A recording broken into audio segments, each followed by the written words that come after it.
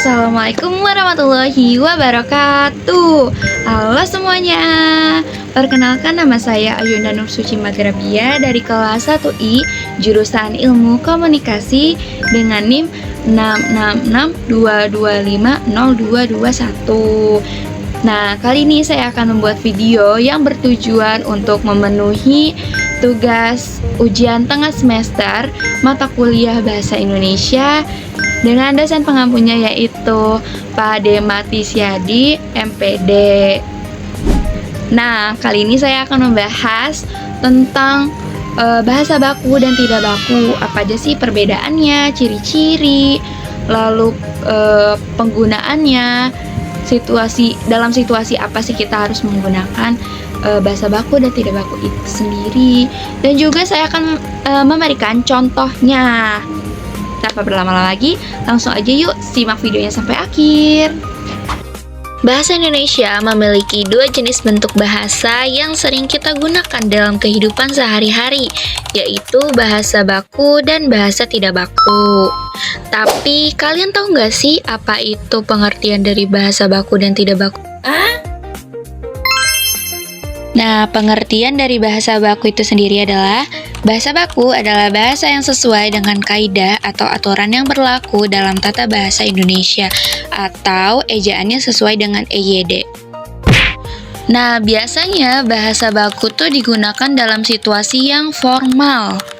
Misalnya, saat kamu menulis surat resmi atau saat berpidato, menyiarkan berita, atau dalam lingkungan pendidikan dan instansi pemerintahan.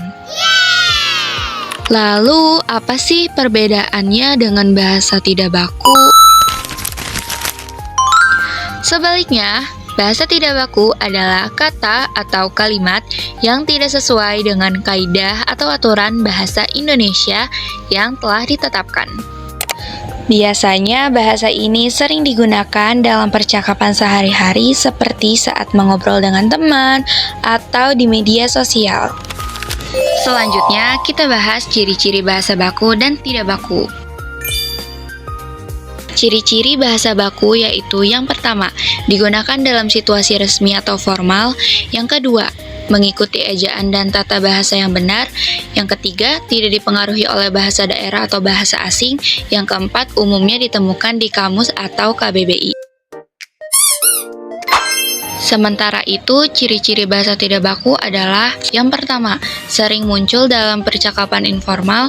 Yang kedua, bisa dipengaruhi oleh bahasa daerah, slang, atau bahasa asing. Yang ketiga, penulisannya tidak sesuai dengan kaidah. Selanjutnya, kita akan membahas contoh kata dan membandingkan kalimat bahasa baku dan tidak baku. Nah, berikut adalah contoh kata untuk penulisan yang salah. Yang pertama adalah apotik, seharusnya apotek menggunakan E.